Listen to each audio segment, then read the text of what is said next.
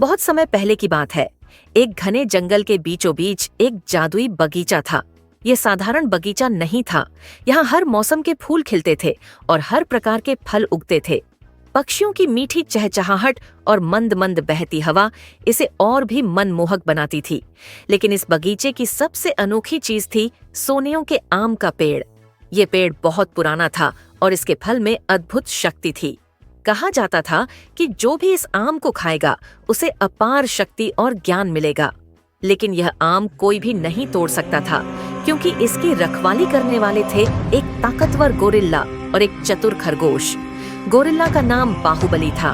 वह बहुत बड़ा, शक्तिशाली और डरावना था, लेकिन साथ ही वह बहुत ईमानदार था और बगीचे की रक्षा अपनी जान से भी ज्यादा करता था। वहीं खरगोश का नाम था चतुरु और वह बहुत ही चालाक था। कोई भी उसके दिमाग से तेज नहीं था। ये दोनों किसी को भी इस पेड़ के पास फटकने नहीं देते थे।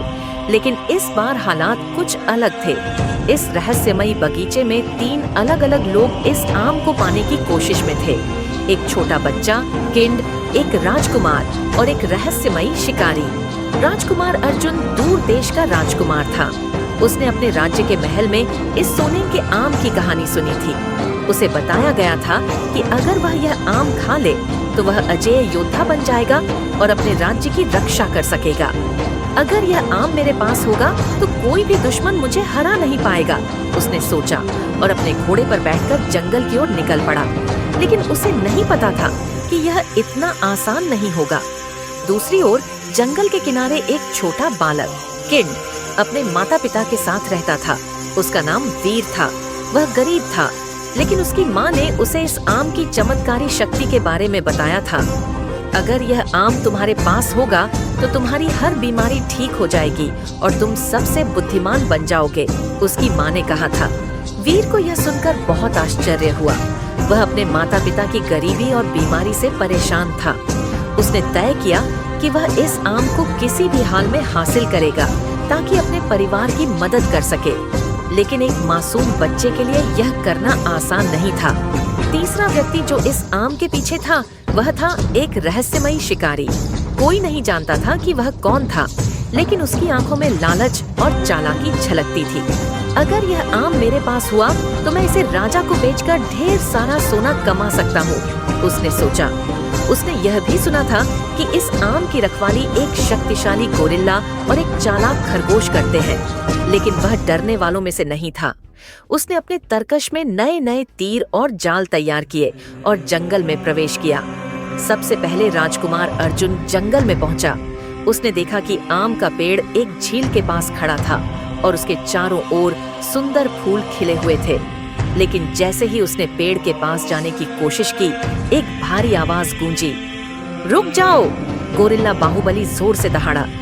यह आम हर किसी के लिए नहीं है, खरगोश चतुरु ने अपनी लाल आंखें चमकाते हुए कहा। अर्जुन घबराया नहीं।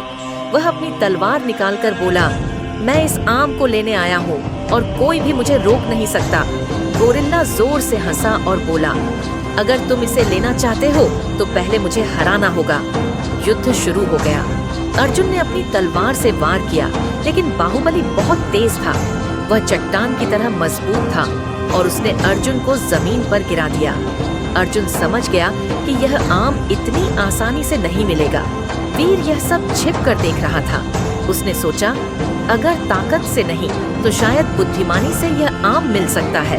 वह धीरे धीरे पेड़ के पास गया और बोला, गोरिल्ला महाराज, मुझे आपसे कुछ पूछना है। बाहुबली चौंका। क्या?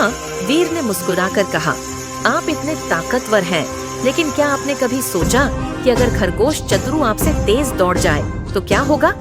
बाहुबली जोर से हंसा। यह असंभव है। तो फिर एक दौड़ हो जाए, वीर ने कहा। बाहुबली को चुनौती पसंद थी।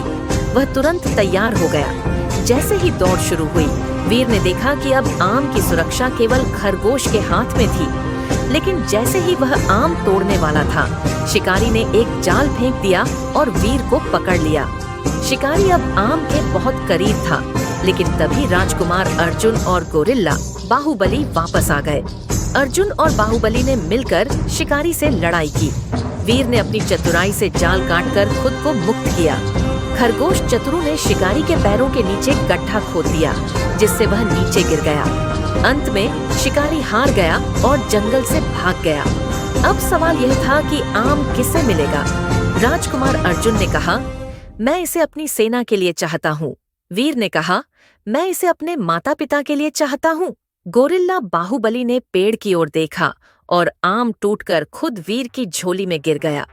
यह आम केवल सच्चे दिल वाले को मिलता है और वीर ही इसका असली हकदार है, खरगोश चतुरु बोला। वीर ने आम खाया और उसकी माँ की बीमारी ठीक हो गई, लेकिन उसने आम का आधा हिस्सा अर्जुन को भी दे दिया, जिससे वह और भी महान योद्धा बना।